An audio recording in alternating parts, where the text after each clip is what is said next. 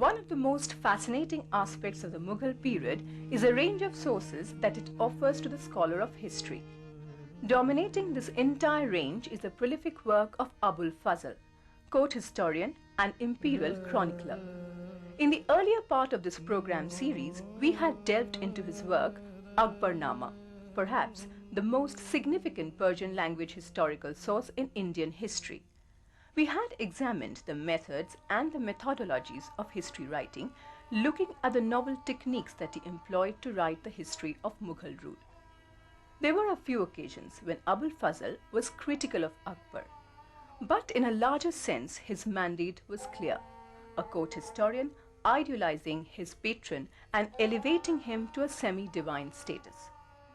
This was in stark contrast to the views of the orthodox Islamist historian Abdul Qadir Badauni, who was contemptuous of Akbar's liberal religio-cultural views.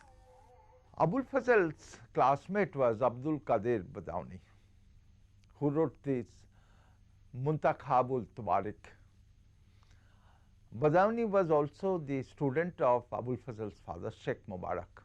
But unlike Abul Fazl, Badauni became a very orthodox man, but I would say rather enigmatic man.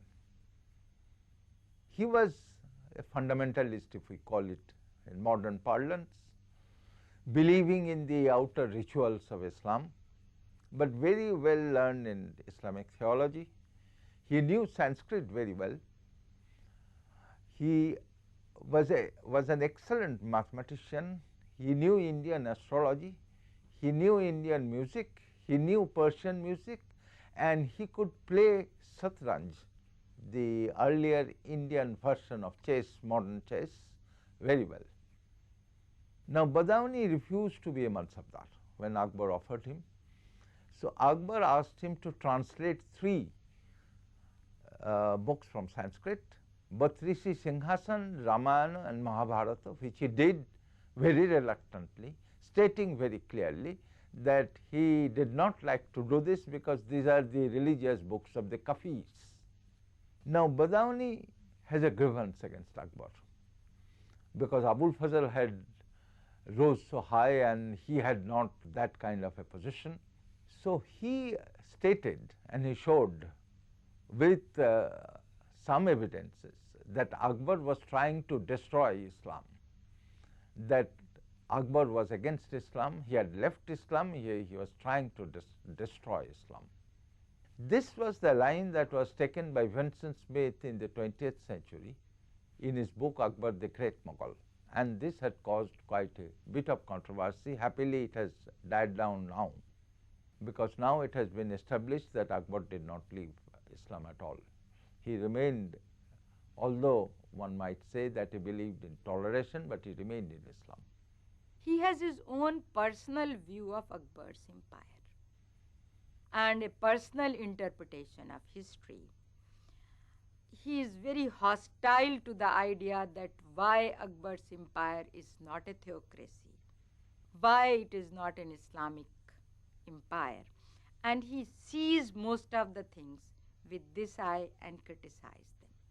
But he is accurate as far as history is concerned, events are concerned. His interpretation of the same event will be different, but Suppose Akbar decides that all the land grants should be confined into few villages or earmarked areas. Abul Fazl will say it is for the sake because these land grantees are troubled by the zamindars and the jagirdars.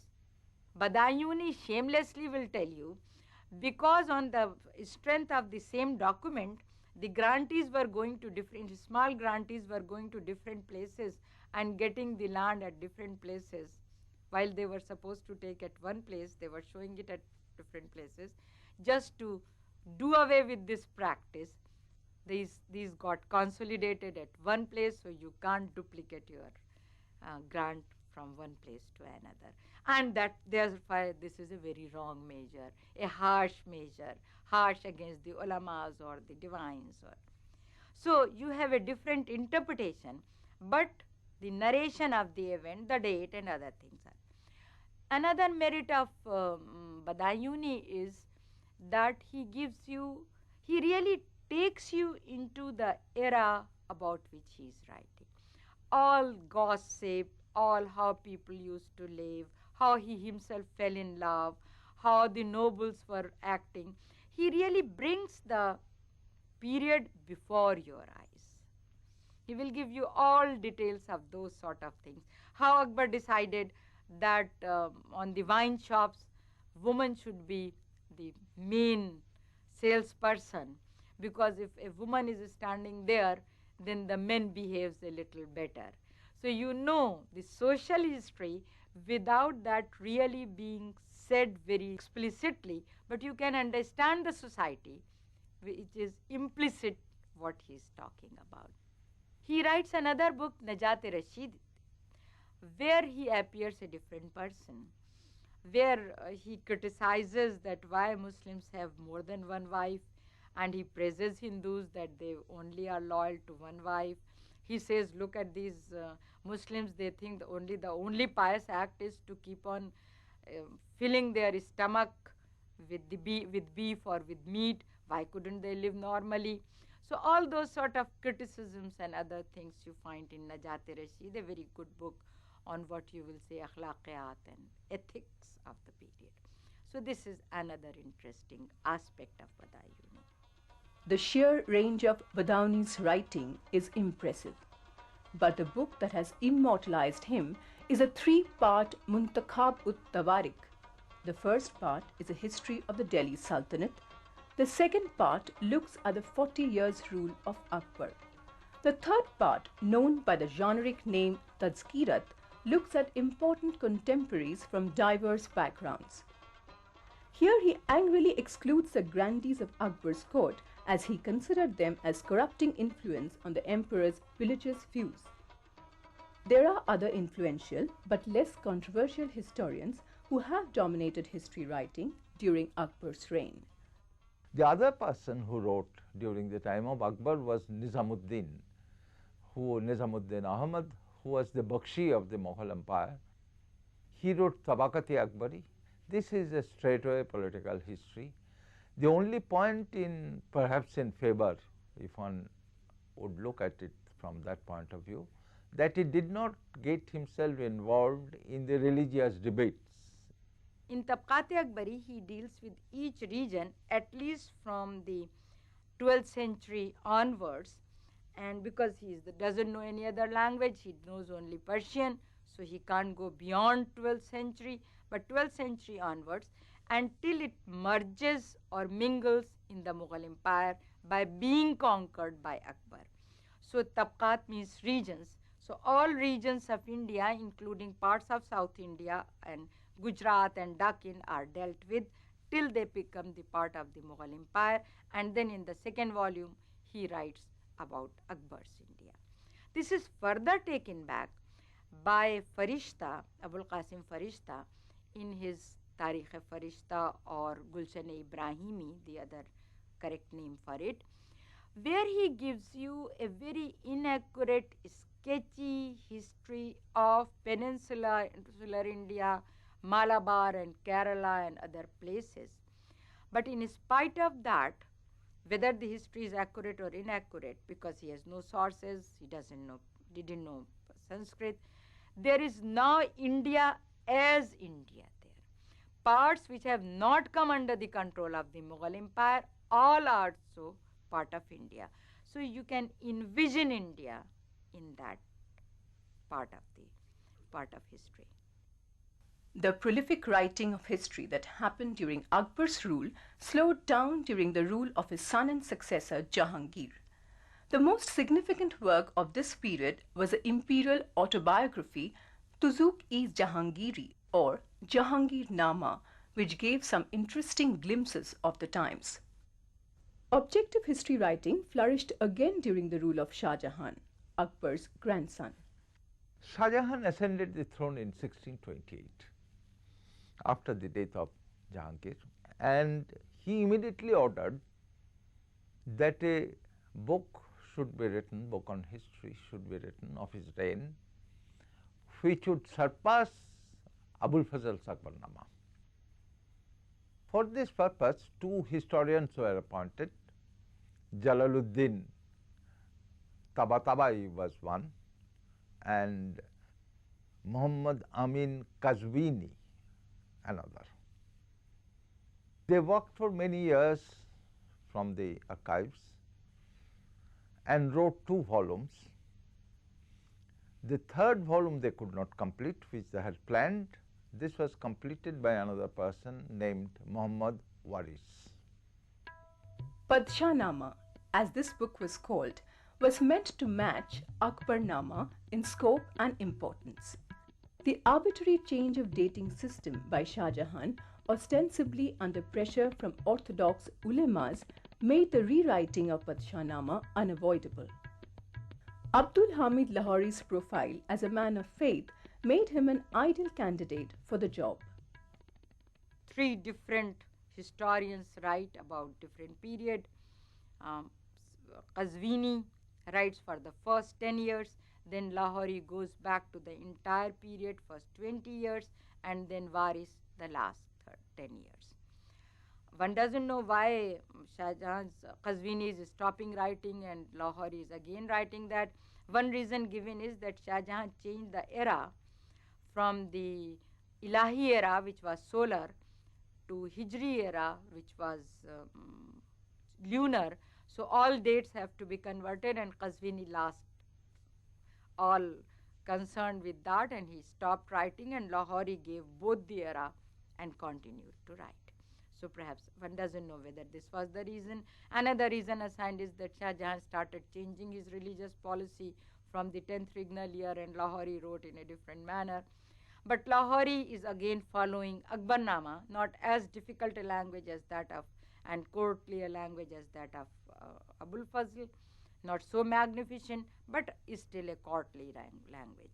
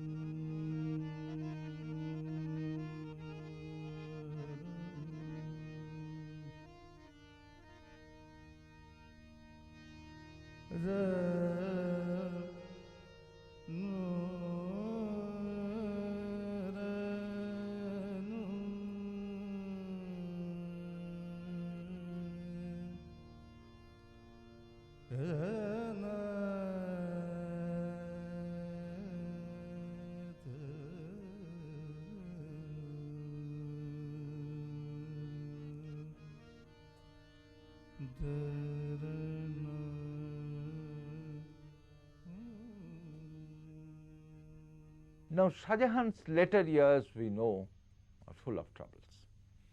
The civil war between Dara and Aurangzeb, and the historians had also taken different views on the subject. There were people who were for Aurangzeb, there were people who were for Dara. In the fratricidal war that ensued between Shah Jahan's 2 sons, Aurangzeb emerged victorious and eventually ascended the Mughal throne. Aurangzeb's orthodox religious belief and his perceived anti-Hindu stance has always been a highly contested area of Indian history. For Aurangzeb, there was Muhammad Qasim who wrote Alamgir Nama, and later on there was another one, Saki Mustad Khan, who wrote Masiri Alamgiri, which has been translated by Jadunath Sarkar into English and published by the Asiatic Society of Calcutta. Saki Mustad Khan's Masiri Alamgiri is actually almost a gazetteer. He had given the promotions, demotions of officials, the breaking of temples, this, that, and so on and so forth. Now, Aurangzeb's reign is full of controversy, and I may present here two such controversies and the present opinion of the historians. One is the view of Jadunath Sarkar and S. R. Sharma. They said that in the civil war between Dara and Aurangzeb, the Hindus had taken the part of Dara and the Muslims had taken the part of Aurangzeb. Athar Ali of Aligarh Muslim University, who is now dead, he had shown by statistical information that both the Hindus and the Muslims, the number remaining the same in both sides. Therefore, this argument of Jadunath Sarkar and S. R. Sharma does not hold good. There is the second controversy that Aurangzeb was a Hindu hater. He has taken measures against the Hindus, and he did not recruit Hindu nobles. Athar Ali had shown this is exactly the opposite. During the reign of Aurangzeb, the largest number of Hindus were taken as Mansabdars if we take the reigns of all the Mughal emperors. That the Marathas were taken as Mansabdars instead of the Rajputs, which was the earlier policy of Akbar. So, the Rajputs were disregarded, relegated into the background, which they did not like, and the Marathas were taken as Mansabdars. Whether they did the service for the Mughal emperor, that is a different story. But the fact remains that one could say that during the later years, last 20 years of Aurangzeb's life, Aurangzeb was against the Rajputs, but he was for the Marathas. So, therefore, that controversy is solved at the moment. Aurangzeb's reign saw an immense amount of Mughal official documentation. In addition to the official histories, there were a large number of imperial correspondences in the form of orders, decrees, and even letters. During the time of Aurangzeb, we get a large number of other documents, particularly farmans and so on and so forth, with which we come to the next, the farmans, parwanas, sanads, and so on and so forth. There were different kinds of farmans, but the one that has been quoted very much is the farman given by Aurangzeb to Rasik Das Karori, a revenue official in Gujarat in 1666, because it lays down the Mughal policy, Mughal state policy on revenue and agriculture. But apart from that, there were other sanads and parwanas and so on and so forth of the provincial governors and others. Apart from these, there were the letters of Aurangzeb, as I have said.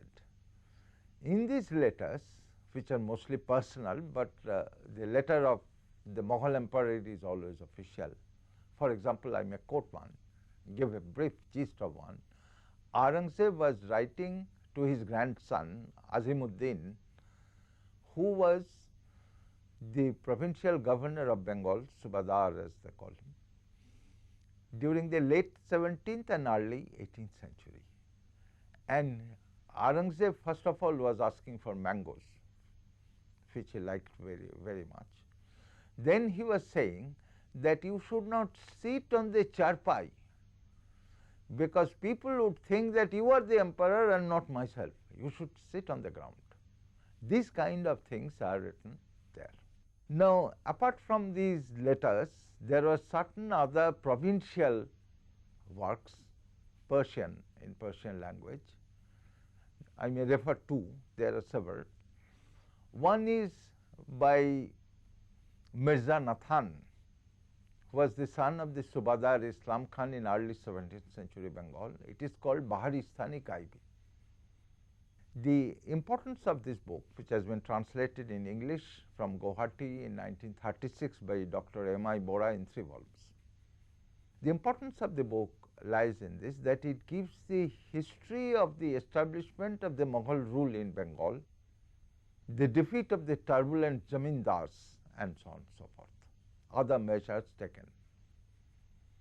The second book that I may mention, almost at the end of the Mughal Empire, at least their power was gone, is written by Ali Muhammad Khan in 1759 from Gujarat, from Ahmedabad actually, who was the last Mughal Dewan of Gujarat. It is called Mirati Ahmadi. This gives the history of the Mughals in Gujarat right from the beginning till the end, and how the Marathas are gradually coming into the power. During this period, a large number of historical works were undertaken in the provinces under Mughal rule. Some of them throw light on various aspects of the period, often overlooked by court historians. These Persian writings include works by Mughal officers serving in the provinces and tuned to its local reality.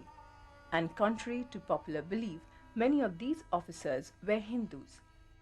So, there are different kinds of Persian sources. Then there are 3, I might say, 2 by a Hindu and 1 by a Muslim. The Hindu one, the first one, is by Ishar Das Nagar, a Nagar Brahmin of Gujarat, who was a good fighter, who fought for Aurangzeb during the Rajput war against the Rathors. He wrote on the war, he wrote on the anti-Hindu measures of Aurangzeb, but did not express his own opinion. He did not give the grievances of the Hindus. He did not say anything about that. The other one was Bhimsen Saxena, who was a Kayastha of UP. His father was a government official in Burhanpur, and he wrote from there on the problem of the Marathas and so on and so forth. There too you have very interesting histories written, like Bhimsen's Nuskha Dilkusha. Bhimsen will have an interpretation of the things which he is recording. It's not just narration but interpretation. I'll just give you one example of that. He goes to Deccan with Aurangzeb's army. For the first time sees sea and is very impressed by seeing the huge sea, which he thinks looks like a mountain. But then he looks at the magnificent Vijayanagar Empire's temples, and he immediately thinks how these temples become possible. And he has an interpretation of his own for that. He is not attributing it to religious zeal of the rulers, but he says, in this country, owing to its climate, the cost of subsistence is very low.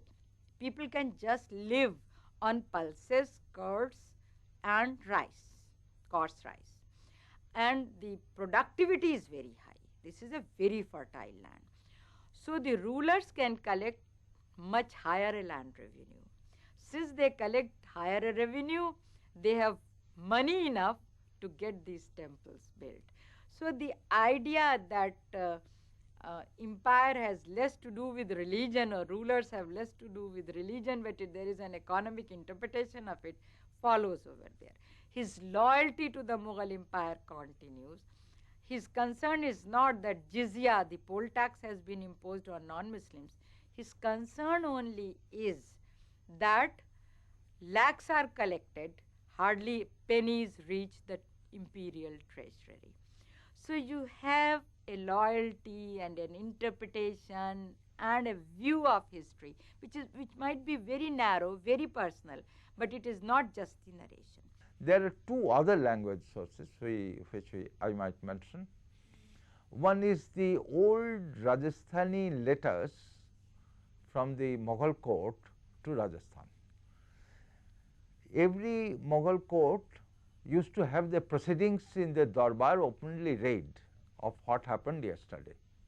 And then the Mughal emperor, after hearing this, said okay, and then this is kept in the archives. The wakil of the Rajput Rajas and other some big Jamidars also were all present in the Darbar, and they used to take down this.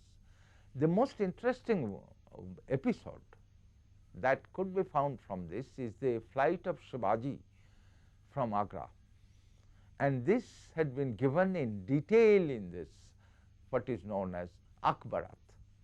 Later on there were other Akbarats. For example, in Bahadur Shah Zafar's time there were Akbarats, etc., the same kind of thing called Akbarat, but this was written in old Rajasthani, translated partly by Jagannath Sarkar. Persian language texts dominate Mughal historiography, but there are other Indian language sources that have proved to be invaluable. Many are yet to be translated and utilized by historians. These documents can surely bring in more valuable insights into the study of Mughal history. The other language source, which has not yet been explored in full, is the Maratha sources. Some of the documents had been translated by Surendranath Sen and J.N. Sarkar, Jagannath Sarkar, and some others by Sardesai. But the principal volume still remains unexplored, unpublished, and untranslated. This gives the full history, some of which had been seen by Jagannath Sarkar with the help of Sardesai. This gives the full history of the decline of the Mughal Empire in the second half of the 18th century and the rise of the Maratha power. So, therefore, for the study of the Mughal period, one would have to look to various sources, and one of these, as we would see next day, the European sources for the study of the Mughal period.